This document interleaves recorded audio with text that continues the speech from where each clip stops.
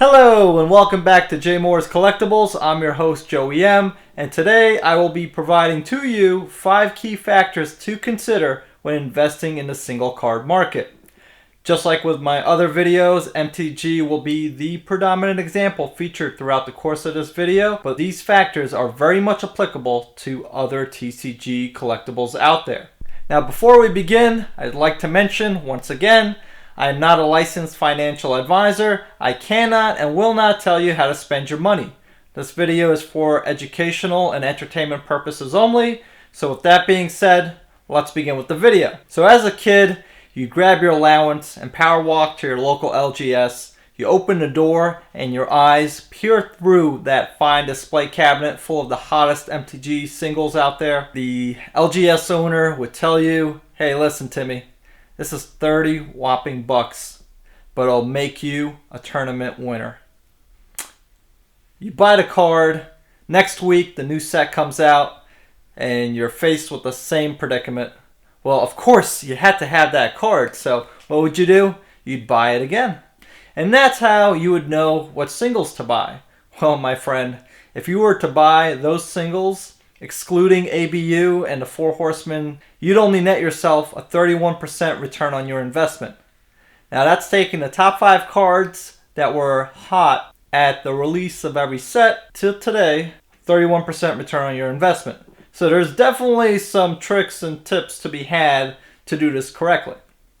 Now with the recent uptick, especially in the single card market, and with the revised buyout, I would say, because you can't find anything. So with that being said, ladies and gentlemen, let me show you KPI number 1. First key performance indicator to consider before delving into this market, simply, is the card demanded?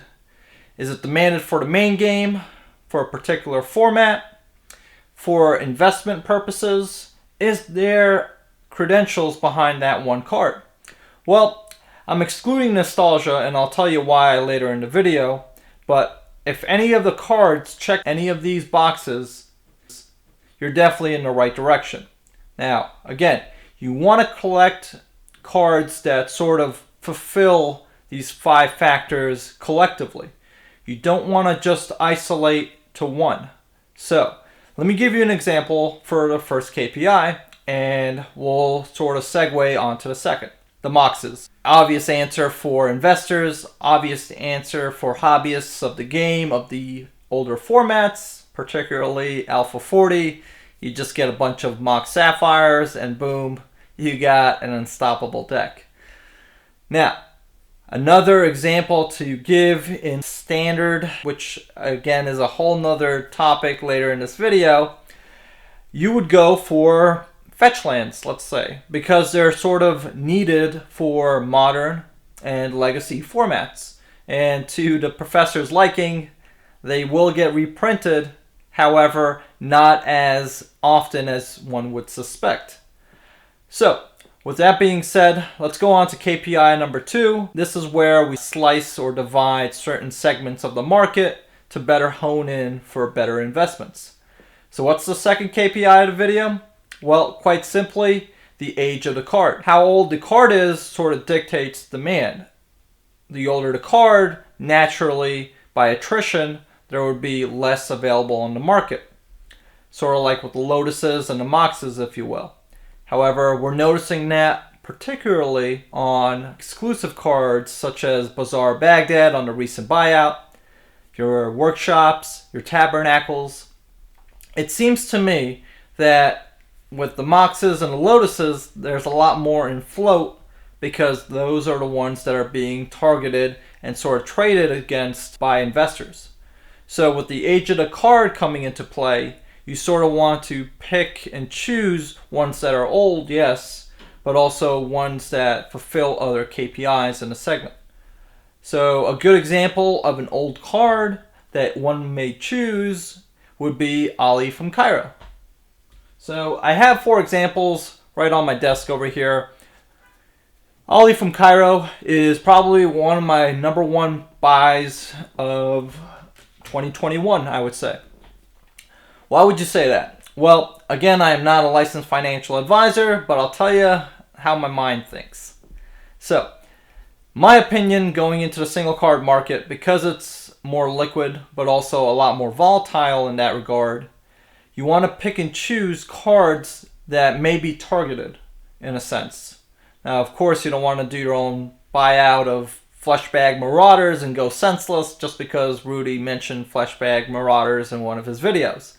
That wouldn't be the prudent decision to make. With Ollie from Cairo, however, you'll notice that he is on something called a reserve list, or an exclusive list that WotC deems to never print. That puts him ahead of the curve. Not only that, considering the age of the card and the demand for it in Commander decks, that puts him in a pretty good position for eyes to sort of wander onto that particular card.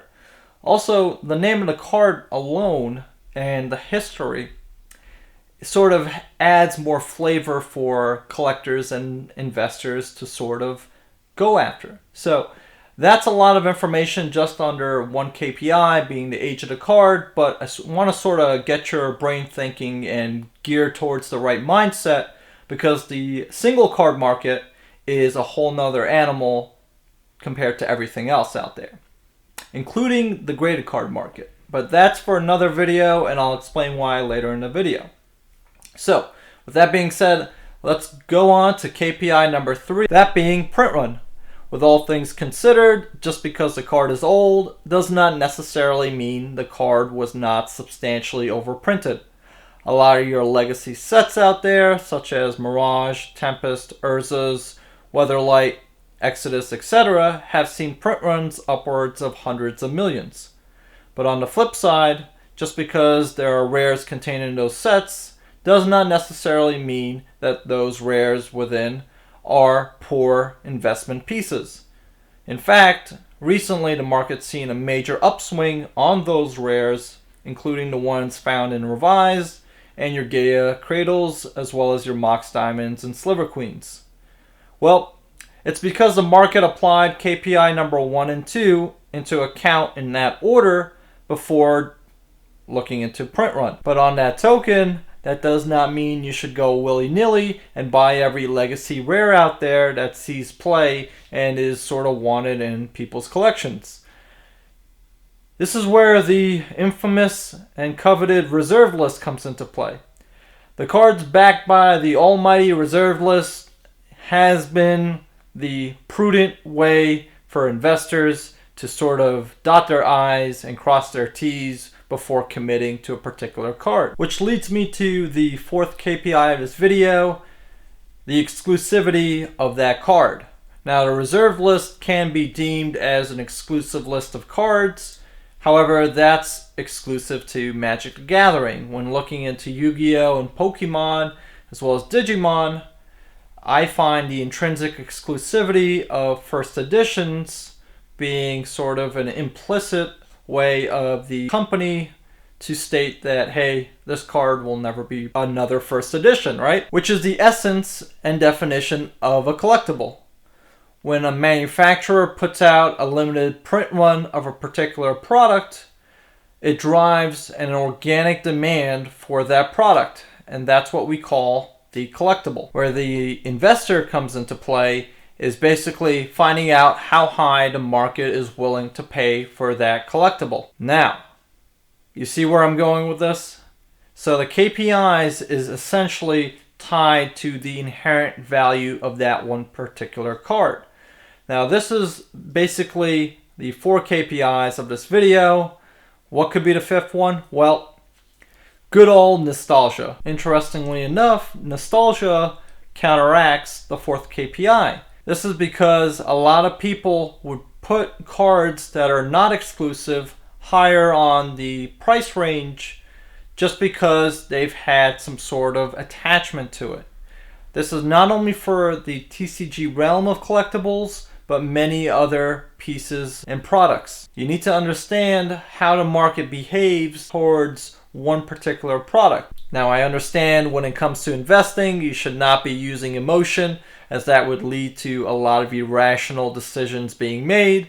However, when it comes to nostalgia and understanding the market behavior as a whole in one particular asset, You want to hit the market before it blows up. And that's where a lot of the price swings, especially in the single card market, derive from. So when it comes to using nostalgia as the indicating factor, a lot of people often confuse it with the age of the card. Let's look at a few examples to sort of differ between when age is prominent versus nostalgia. So a good example of this would be the good old Shivan Dragon. You look at Alpha, you look at Beta, you look at Unlimited, you look at Revised, you look at 7th edition, 8th edition, etc., printed so many times, yet the Alpha Dragon retains its value. Why? Yeah, sure, you could say it's the age of the card, but is it really? The Shivan Dragon has probably seen more play than any other card in Magic Gathering's history. Yes, just over a 1-year cycle, considered a standard format, the Shivan Dragon in the Alpha block has seen a lot more play just casually. Of course, you go into statistics where beta cards are the only allowable type of cards due to the corners, etc. That does not necessarily deter from the fact that Alpha was the creme de la creme upon its inception. A lot of people saw the good old dragon, wanted it in their deck, and played the living crap out of it. So when there's a lot of user to card interaction, that sort of creates nostalgia. Same thing with Sarah Angel. Same thing with, let's say, the Doppelgangers as well. So because of these cards and because of how they are sort of imprinted into Magic's history, a lot of people were just going up in arms collecting them in sets and just to have on display for nostalgia and memories, So that's where nostalgia comes into play. Of course, the price of an Alpha Dragon, because or Shivan Dragon rather, is so high up there compared to even the dual lands, a lot of it's because, well, it's an Alpha Rare, of course. There's not a lot of supply out there because a lot of them are in poor condition, being so overplayed. You just have a lot of folks who collect that one particular card for nostalgia. So that's where the fifth KPI really shines. Taking it one step further and looking at cards outside of Magic Gathering, cards such as Charizard, Blue Eyes White Dragon, Pikachu, etc. are iconic nostalgic cards.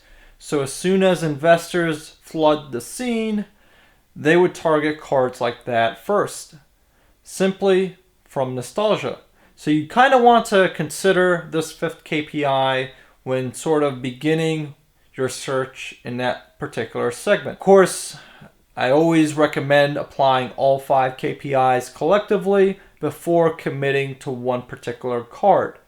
Now, with that being said, I want to give my closing remarks to this video and give you some takeaways. Now, the first point that I would like to address is that I did not mention at all non-English variants of these cards. That is because, just like Rudy from Alpha Investments, I do not recommend parking your money in non-English variants. The market is niche, and having a particular buyer for those particular cards, should you need to liquidate your assets, becomes rather difficult.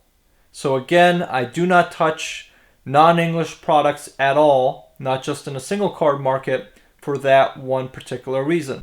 Next point I'd like to address in this video is exclusive to Magic Gathering, and that would be high-end foils. Now, these are the foils found before the original frame was then changed. So I'm talking 7th edition and older. Foils found in those sets are extremely rare to obtain just from solely cracking open the booster boxes, let alone the foil rares by default. Because of which, I have been building a sizable position in collecting a lot of the older foils. Well, I'm looking at your Birds of Paradise, your Final Fortunes, etc. Anything that is of a worthy price in the vintage and legacy foil market. Now, this also includes foils that do not have production print runs to them, such as your arena foils and judge promo foils. Those are actually something that I would recommend investing towards, especially because of the fifth KPI. So you have your non-English variants, your foils that sort of add a curveball to this market segment. What else do you have? Well, you have the biggest underlying factor of them all. Surprise, surprise, it's card condition. Now, this is probably the most controversial topic of them all to discuss, but let's dig into it. So, you basically have your damaged or playable card. Break that a little further, your playable cards can either be crisp near mint, light play, slight play, or moderately played. Your damaged cards can be ripped, they can be inked, they can be soaked, they can be molded. So, you do not want to be buying, as obvious as it sounds, I have to say it, you do not want to be buying damaged cards at all. I'm going to do the little Rudy thing where I say, not even this, not even that, not even if they give it to you for free, okay? You do not want to be holding on to a damaged card. What you want to be fetching are cards that are in played condition or better. So, you're talking moderate play at worst, okay? You always want to go for the near mint cards, as that is easy to liquidate compared to the others. However, the less damage, the better your chances of actually selling the card. Now, let's get into the financial value associated with each condition. So, your near mint is creme de la creme. I'm talking the corners are nice and crisp, no white on the corners, no bending, no flaring. Your edges are smooth, there's no interruption. The card is pristine, ladies and gentlemen. Next are your light play cards. Your light play cards, just like a new car off the dealer lot, takes a pretty substantial hit from the near mint to light play condition. So because of that, you need to bear that in mind when actually negotiating or committing to a particular card. You should always know what you're buying. Lastly, your slight play or moderately played cards are in one category. I don't care what anyone says. If it's not light play and it's not near mint, it's moderately played. There's no LP minus, SP plus, SP minus, MP plus, okay? That's just one way to sort of squeeze a nickel and dime a few dollars out of you. Okay, you should be prudent, you should be firm, especially when you're on the buying side, not to sell. So, with that being said, card condition is definitely something to be mindful of. To wrap it up, you always want to fetch the granddaddy, which is a near mint copy, followed up by light play. Do not touch any damaged cards. I'm warning you, just because it's a Black Lotus and it's inked does not mean you should buy it at all. Don't even consider it. Now, while we're on the topic of card condition, I do want to make a quick statement with regards to graded cards. They are a completely separate market entity and should be treated as such. The KPIs that I use and the order in which I apply them are different in comparison to the ones I told you about when it comes to the single card market, i.e. raw card. Think of graded cards as a further subdivision to the raw cards that you isolate and identify through the 5 KPIs that I mentioned earlier in the video. Therefore, the grade can either value or devalue particular cards depending on certain characteristics. The reason I say this is because in the graded card market, they sort of discriminate against a lot of cards in general. So you want to be careful which cards you pick a graded copy of, as it may not be the best investment. Now, on the contrary, it's nice to have a graded card in your collection to sort of give you that 99.9% authenticity. Pair the raw copy against the graded card. So what I have over here behind me is a graded card of Ali from Cairo and a raw card that I compared against it. So it acts like a master gauge or a safe haven, if you will, so I can continue to expand my position without any doubt. Now, once you accrue a certain amount of cards or copies of it, you sort of get comfortable with the real ones versus the fraudulent ones. In this day and age, with the Chinese counterfeits coming en masse, so I always like to have some sort of reassurance, especially when I have such a large position. You never want to get too comfortable. So on that note, ladies and gentlemen, Jaymorz Collectibles will hopefully have a video on graded cards and the KPIs that I apply, as well as a video identifying counterfeits against an authentic copy. Moving on. So those are my 3 takeaways in this video.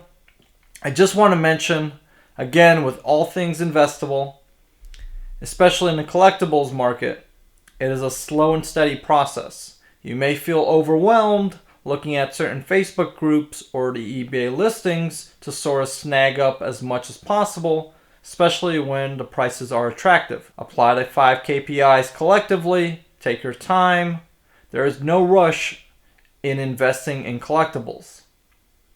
With that being said, ladies and gentlemen, I hope you enjoyed the video. Make sure you like, comment, and subscribe, and I'll see you in the next Jaymorz Collectibles.